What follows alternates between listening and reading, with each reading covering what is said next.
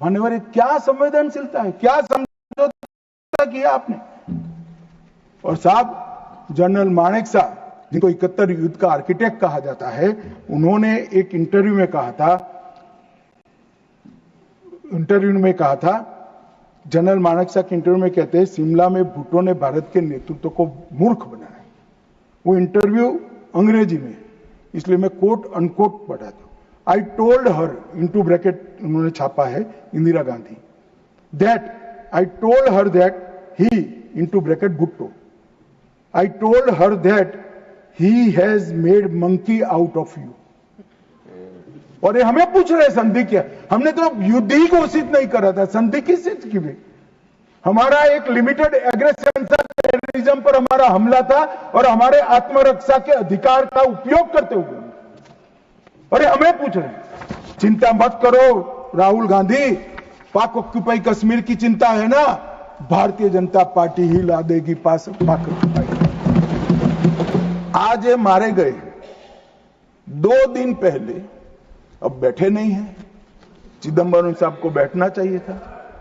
उन्होंने सवेरे मेरे इस्तीफे की मांग के साथ एक प्रश्न उठाया कि भारत सरकार ने ऑपरेशन सिंदूर करा।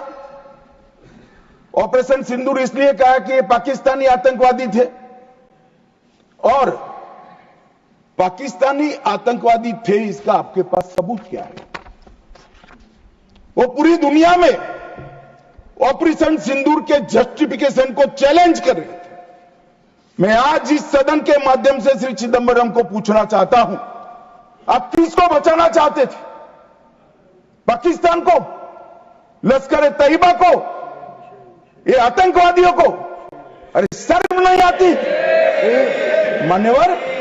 और देखिए, महादेव करता है तो क्या करता है। जिस दिन सवाल पूछा उसी दिन ये तीनों आतंकवादी ढेर हो गए, और जवाब तो घटनाक्रम ने। मगर ये कांग्रेस पार्टी की मानसिकता पूरी दुनिया के सामने चिदंबरम साहब ने उजागर कर दी। हमारी वोट बैंक के लिए हम पाकिस्तान का समर्थन करते हुए भी नहीं डरेंगे।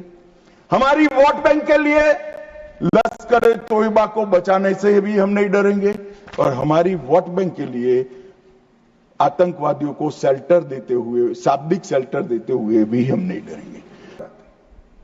मान्यवर, इनके चिदंबरम जी के कार्यकाल में ही अफजल गुरी की फांसी, जब तक वो गृह मंत्री नहीं गए, नहीं हुई। मान्यवर, बंबई का हमला, बंबई के हमले के बाद आज ये दिग्विजय सिंह चले गए हैं, उन्होंने कहा है तो आरएसएस ने कराया था। मान्यवर, ये क्या बोल रहे हैं, किसके लिए बोल रहे हैं, किसको बचा रहे हैं, क्या कहना चाहते हैं? और हिंदू टेरर का सगुफा किसने छोड़ा? मैं आज दुनिया के सामने, देश की जनता के सामने गर्व से कहता हूं कि हिंदू कभी टेररिस्ट नहीं हो सकता। बंबई का हमला, बंबई के हमले के बाद आज ये दिग्विजय सिंह चले गए हैं, उन्होंने कहा है तो आरएसएस ने कराया था। मान्यवर, ये क्या बोल रहे हैं, किसके लिए बोल रहे हैं, किसको बचा रहे हैं, क्या कहना चाहते हैं? और हिंदू टेरर का सगुफा किसने छोड़ा? मैं आज दुनिया के सामने, देश की जनता के सामने गर्व से कहता हूं कि हिंदू कभी टेररिस्ट नहीं हो सकता। हम कभी टेररिस्ट नहीं हो सकते। क्या कहना चाहते हैं? फर्जी टाइप के केस बनाए, एक भी केस अदालत में नहीं टिका। देशभक्त संगठनों पर आरोप लगाए आपने, सिर्फ आपकी छिछोरी राजनीति के लिए, क्षुल्लक फायदे के लिए। और फिर क्या कर लिया? फिर भी हार गए। हारे तो ना, और अब हर रोज कह रहे हैं कि आप हमेशा है नहीं, आप हमेशा नहीं रहेंगे, आप हमेशा का तो मुझे मालूम नहीं साहब। मैं 61 का हुआ हूं, 14 से 30 साल तक भारतीय जनता पार्टी की ही सरकार रहने वाली है। कल सुबह ही किसी ने याद दिलाने के लिए मेरी कॉन्स्टिट्यूएंसी से एक हमारी वरिष्ठ कार्यकर्ता है जिनकी उम्र 80 है, उन्होंने एक व्हाट्सएप भेजा था। उन्होंने कहा अमित जरूर बोलना। अब मैं इतनी वरिष्ठ कार्यकर्ता की भावना को टाल नहीं सकता मान्यवर। उन्होंने एक व्हाट्सएप में वीडियो भेजा जिनमें सोनिया गांधी जी के घर से दौड़ते दौड़ते सलमान खुर्शीद जी आंसुओं से लहस बाहर आते, बाहर मैनेज मीडिया खड़ा है, उसके सामने कहते हैं कि सोनिया जी पूरी रात सो नहीं पाती है, इनके आंसू देखकर मेरी आंख से आंसू दिख रहे। ठीक है भाई, किस लिए आंसू बहाए? बाटला हाउस में वो पाकिस्तान प्रेरित आतंकवादी मारे गए, उसके लिए। अरे सोनिया जी, आंसू बहाना था तो बाटला हाउस एनकाउंटर में जो मोहन शर्मा शहीद हुआ, इसके लिए बहाते। मान्यवर, ये कांग्रेस की मानसिकता है। और अभी अभी पृथ्वीराज चौहान साहब का इंटरव्यू आ गया, उन्होंने कहा ऑपरेशन का नाम धर्म के आधार पर रखने के अलावा इनको कुछ नहीं आता है। मान्यवर, कांग्रेस पार्टी बैठी नहीं है, उनको मालूम नहीं है हर हर महादेव सिर्फ धर्म का नारा नहीं है। शिवाजी महाराज ने जो मुगलों के खिलाफ लड़ाई लड़ी, स्वतंत्रता की लड़ाई लड़ी, और शिवाजी महाराज की सेना का युद्ध घोष था हर हर महादेव। और ये प्रतीक है, ये प्रतीक है हर प्रकार के भारत पर के हमले का, भारत की संप्रभुता पर हमले का, और भारत की सीमाओं पर अतिक्रमण के जवाब देने का। और मैं आज यहां से चौहान साहब को भी कहना चाहता हूं कि आप क्या नाम रखना चाहते थे, क्या नाम रखना चाहते, उसका जवाब दीजिए। मान्यवर, ये पूरी चीजों को हिंदू मुस्लिम के दृष्टि से देखते हैं, वोट बैंक का एक खेल। मुझे पूछते रहे साहब, 90 दिन तक भाग गए, अब क्या कर रहे हो? 25 दिन हो गए, 35 दिन हो गए, 40 दिन हो गए, सिंदूर इसका जवाब नहीं, आतंकवादी कहां गए? चलो भाई, ये तो भाजपा सरकार ने, सेना ने ठोक दिया, सीआरपीएफ ने ठोक दिया, हो गया हमारा काम। अब मैं पूछना चाहता हूं, दाऊद इब्राहिम जिसने मुंबई में सीरियल धमाके गए, किसके राज में भागे? मान्यवर, कांग्रेस के राज में। सैयद सलाउद्दीन किसके राज में भागा? कांग्रेस के राज में। टाइगर मेमन किसके राज में भागा?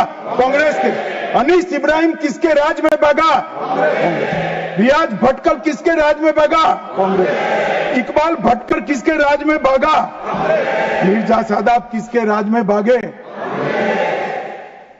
और इसका हिसाब कौन देगा? उनको मालूम था देना पड़ेगा साहब, इसलिए बहिष्कार करते, वो स्वयं भागे, आतंकवादियों को भगाया और वो भी भाग गए। और हमने मान्यवर 11 साल में यूएपीए में 2019 में अमेंडमेंट किया।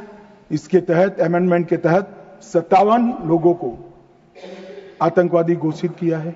एनआईए का अमेंडमेंट किया, देश के बाहर जांच करने के हमने अधिकार लिए। एनएसए का हमने सख्त उपयोग किया, 370 को बैन किया, निरस्त कर दिया, पीएफआई को बैन किया, मैक को मजबूत किया, आईसीजेएस का हमने स्थापना किया, नफीस का स्थापना किया, पीएमएलए से टेरर फाइनेंसिंग को रोक दिया, और नेट ग्रिड से माध्यम से पूरे देश के आतंकी संगठनों को एक कंप्यूटर की क्लिक पर लाकर रख दिया। मान्यवर, हमने पूरी इकोसिस्टम तैयार करी। और मान्यवर, ये जो कह रहे हैं, कल पूछ रहे थे कैसे आते हैं, मान्यवर मैं फिर से कहना चाहता हूं कि इतनी कठिन सरहद, कई जगह सुरंगें बनाते हैं और बना सकते हैं। मान्यवर, इसको रोकने के हम तकनीकी उपाय कर रहे हैं, कुछ समय में ही हो जाएगा। मगर कुछ नाले ऐसे हैं मान्यवर, वहां इतना बहाव होता है, वहां कोई चौकी नहीं लग सकती, चौकी बह जाएगी, वो घुस रहे हैं। मगर उन्होंने क्या स्टैंड लिया था? राहुल गांधी ने कहा, जब 2011 में हमला हुआ, उन्होंने कहा सभी आतंकी हमलों को रोकना संभव नहीं है। जवाहरलाल नेहरू ने कहा घुसपैठियों को कोई रोक ही नहीं सकता। मैं मानता हूं कि अभी भी पाकिस्तान कुछ आतंकी हमले कर पा रहा है, अभी भी कुछ घुसपैठ होती है, काफी कम हुआ है मान्यवर, मैं जिम्मेदारी के साथ बोलने वाला हूं, देश की जनता सुन रही हूं, काफी कुछ कम हुआ है, मगर हम कभी ऐसे हथियार नहीं डालते।